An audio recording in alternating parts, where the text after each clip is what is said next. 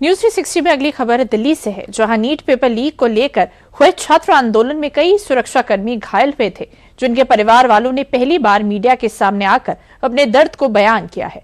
घायल पुलिसकर्मियों के परिवार वालों ने अपने हिस्से की हकीकत दुनिया के सामने रखी है। देखिए रिपोर्ट।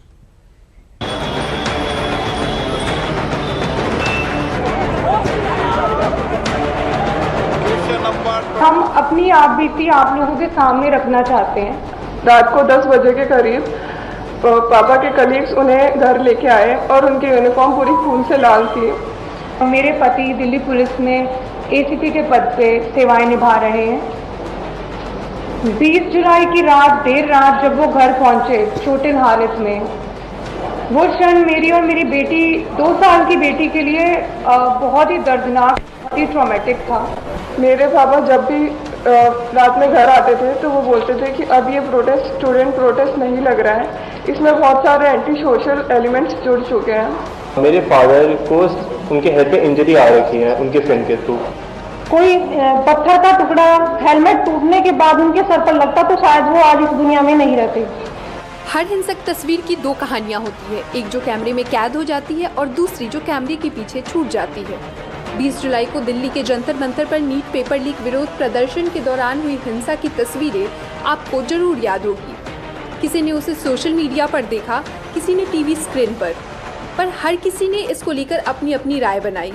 लेकिन इन वायरल तस्वीरों को लेकर अब तक चली आ रही तमाम एक तरफा कहानियों के बीच पहली बार सामने आए हैं उन पुलिस जवानों के परिवार जो उस हिंसा में घायल हुए थे। दरअसल पेपर लीक विरोध प्रदर्शन में घायल दिल्ली पुलिस और सुरक्षा बलों के परिजन ने प्रेस कॉन्फ्रेंस की है। उन्होंने कहा कि 20 तारीख के बाद यही नैरेटिव चलाया जा रहा है कि छात्रों को पुलिस ने पीटा, लेकिन प्रोटेस्ट का सच कुछ और ही है। और मेरे पति को भी जो ड्यूटी के दौरान हेलमेट दिया जाता है, उनका हेलमेट भी पूरी तरह से टूट गया था। और यदि कोई पत्थर का टुकड़ा हेलमेट टूटने के बाद उनके सर पर लगता तो शायद वो आज इस दुनिया में नहीं रहते।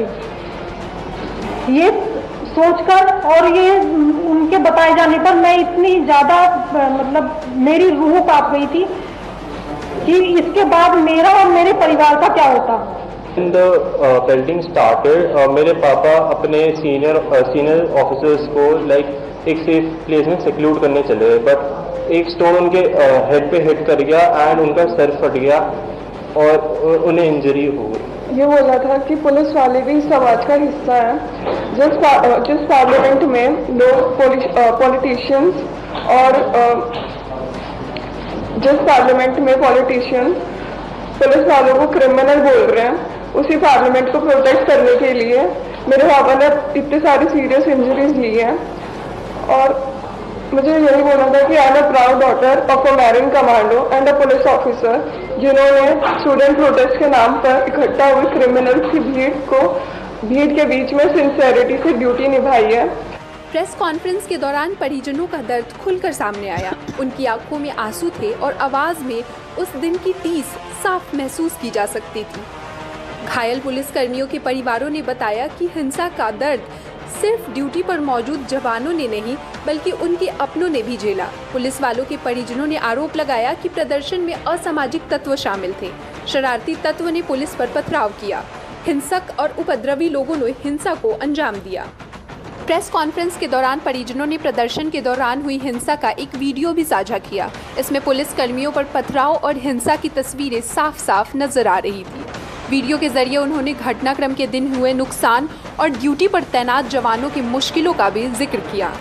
घटना वाले दिन 250 से अधिक पुलिसकर्मी घायल हुए, 110 से अधिक बैरिकेड्स डैमेज हुए, 300 से ज़्यादा बॉडी प्रोटेक्टर को नुकसान पहुंचा, 350 से ज़्यादा हेलमेट डैमेज हुए, 50 से ज़्यादा शील्ड टूटे, 20 से ज़्यादा लाउड हेलर का नुकसान हुआ, 10 HHMD और 1 एक्सरे बैगेज का नुकसान पहुंचा, 25 से अधिक सरकारी वाहनों में तोड़फोड़ हुए और आगजनी से नुकसान हुआ।